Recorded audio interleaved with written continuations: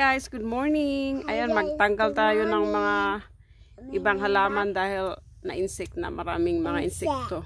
Ayan. So ito maraming mga feeds yata yan, yung mga black.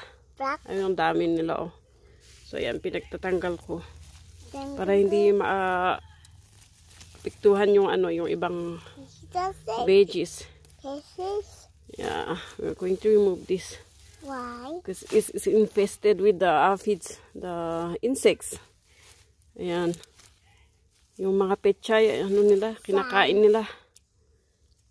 Ayan. Ayan, tanggalin natin yan. Okay. Ayan, itapon na natin.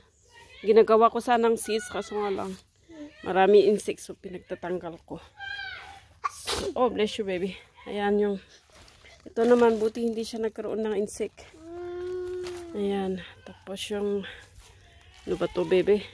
Kale. Ayan. Pwede nang gawing juice. Okay. Tapos yan, mag-harvest naman tayo ng harvest tayo ng, you want to go inside, baby? Ayan, malalaki na sila. Ito yung laging may harvest dito sa kalabasa every morning. Every morning may harvest.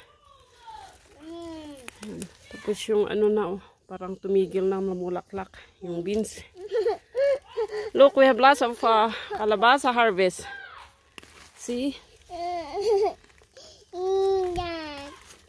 Oh, look at the kalabasa there. It's growing good. See?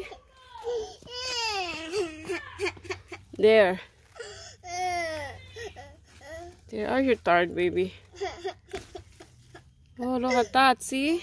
Growing. It's growing fast. Okay. Can I give you the... But it's pokey, so I don't think you like it.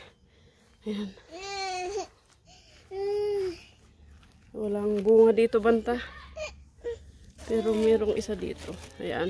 Pareho lang din lumalaki. Nalagay natin dyan. Oh, look at the bee. See? Mag-iwan ako ng isa para sa mga bees. Ayan.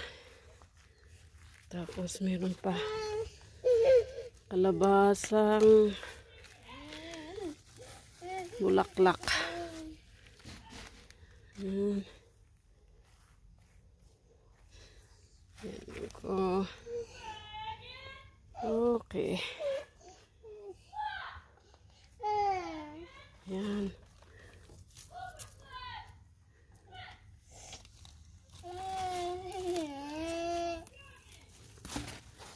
There. Look at the, what to call this? Look at the talong. May pwede na ng mga ma-harvest. Yan. Yan yung bees. Gusto nila. Yan. May bees doon. Yeah, pretty soon i-harvest din namin yan. Oh. Yan.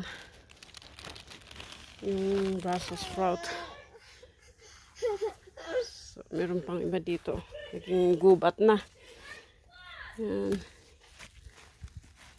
Walang sign ng bunga. So, yan guys. Ang kalabasa natin. Yan. Yung talong. Oh, merong malalaki pa dyan, anak. Oh, yung second na bunga. Na-harvest na yung first. Okay. Yan. Thank you guys for watching. Bye-bye. See you again.